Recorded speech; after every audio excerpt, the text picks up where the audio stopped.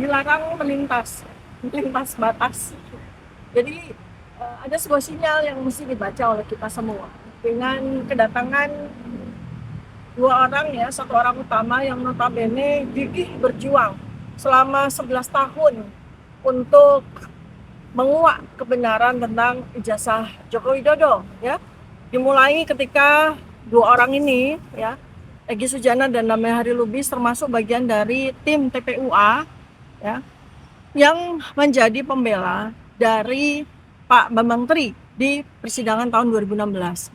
Kemudian lanjut lagi setelah Pak Bambang Tri itu divonis ya dan menjalani tahanan, lalu kemudian keluar nggak kapok juga, nggak jera juga. Beliau melanjutkan lagi perjuangannya melalui persidangan dan didampingi oleh dua pengacara ini, yaitu Pak Egy Sujana dan Damai Hari Lubis. Ternyata 11 tahun kemudian terjadi sebuah hal yang sangat tidak diduga oleh banyak orang. Ya walaupun kalau kita yang melakukan pengamatan penelitian secara lebih lanjut, terutama saya terkait dengan neuropsikologi ya, gelagat-gelagat itu kan sebetulnya sudah tercium.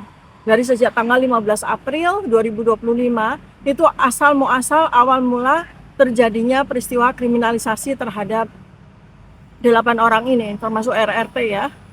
Saya, Dr. Tifa, kemudian Roy Suryo dan Rizwan Syanipa. Nah, di situ memang sudah muncul sebetulnya simptom-simptom ya, sinyal-sinyal neuropsikologis bahwa bakal terjadi sebuah peristiwa yang oleh masyarakat banyak terlihat mengejutkan.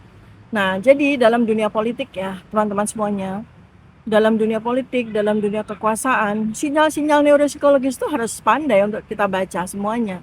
Dan itu sebetulnya lebih penting daripada dampak nyata yang terjadi pada peristiwa yang didesain itu. Nah, intinya kan sebetulnya ada sebuah skenario yang ambiar ya dari gelar perkara khusus 15 Desember 2025 yang lalu. Skenario itu ambiar karena sebetulnya ada sebuah efek kejut ya, ada sebuah event kejutan yang ceritanya itu didesain oleh Polda Metro Jaya dengan pada saat akhir gelar perkara khusus, di mana saya sebagai bagian dari klaster kedua ya, 3 orang tersangka RRT, ijazah so-called ya, so-called atau dokumen yang disebut sebagai ijazah Joko Widodo untuk S1 UGM maupun untuk SMA itu ditampilkan kepada kami secara selintas ya, dalam waktu sekitar 10 menit saja, tanpa kami bisa menggunakan panca indera kami, hanya bisa melihat satu indera saja dengan mata.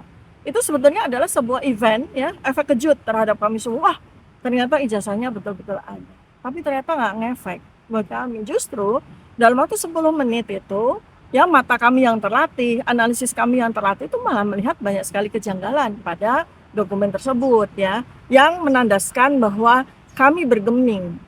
Ya, sebagaimana yang disampaikan oleh Mas Roy Suryo bahwa berdasarkan penelitian kami terkait dengan ijazah Joko Widodo yang sudah kami bukukan dalam buku Jokowi's White Paper, memang ijazah itu palsu 99,9%. Nah, jadi skenario ini ambiar. Kemudian berikutnya lagi dengan gelar perkara khusus ini, kemudian pengacara dari Egy Sujana ya, Eli Daneti ya, kemudian membuat konferensi pers menyatakan dia terkejut, dia merinding, dia terharu karena melihat betul-betul bahwa ijazah Joko Widodo itu asli ya.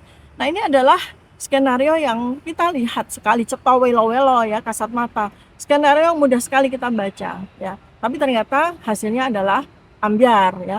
Karena itu maka apa yang saya hipotesiskan ya dengan peristiwa ambiarnya skenario gelar perkara khusus 15 Desember 2025 itu, yaitu bahwa Jokowi semakin panik.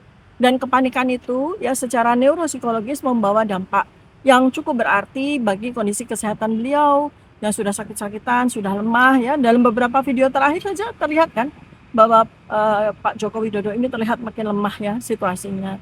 Jadi kalau pesan internalnya, artinya pesan dari pihak Pak Joko Widodo ya, dengan Egy Sujana dan Damai Hari Lubis itu berhasil dihadirkan atau berhasil didatangkan kepada rumah kediaman Joko Widodo, ada sebuah pesan yang ingin dibaca, pesan dari pihak Joko Widodo kepada masyarakat bahwa ini situasi kita kendalikan ya. Nyatanya 2 dari 8 orang sudah bisa kita datangkan ke rumah kita, maka oposisi bisa kita rebut kembali kan gitu.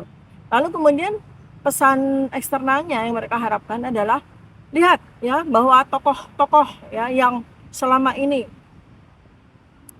memperjuangkan tentang keaslian ijazah Joko Widodo, malah justru dari mereka sendiri muncullah statement bahwa ternyata ijazah Joko Widodo asli. Nah, sekali lagi saya mau sampaikan bahwa ya khusus kepada Pak Joko Widodo dan kepada para termulnya, kepada pihak-pihaknya, pengacaranya, kita melihat di sini kebenaran itu sulit ya. Kalau sudah terbuka itu sulit untuk mau ditutup dengan apapun. Jadi ketika kebenaran itu sudah terbuka, ya dia akan dengan objektif ya, dia dengan mandiri ya, dia dengan independen akan membuka dirinya gitu. Kebenaran itu.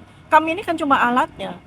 Kami itu adalah alat atau wasilah yang dipakai Allah untuk membuka kebenaran itu. Dan setelah kebenaran itu terbuka, ya sudah dia berjalan sendiri untuk semakin menyatakan kebenarannya. Jadi semakin ditutup malah akan semakin terbuka. Dan ingat ya, ini pesan saya pada video ini, ada 709 dokumen. Nah, ini kan juga clue dari Polda Metro Jaya yang kami tindak lanjuti, ya kami langsung respon bahwa ada 709 dokumen yang lain selain ijazah itu sendiri yang kami teliti. Dan bersamaan dengan itu, kami juga sudah mengajukan surat, ada 2 surat ya, kepada PPID Polda Metro Jaya untuk membuka, menyerahkan kepada kami selaku pemohon terhadap 709 dokumen itu untuk kami teliti. Kemudian surat yang kedua adalah kami sudah melakukan permohonan juga kepada Polda Metro Jaya untuk menghadirkan 3 pihak independen, lembaga independen untuk melakukan uji forensik independen ya. Dan itu sudah kami sampaikan dalam konferensi pers.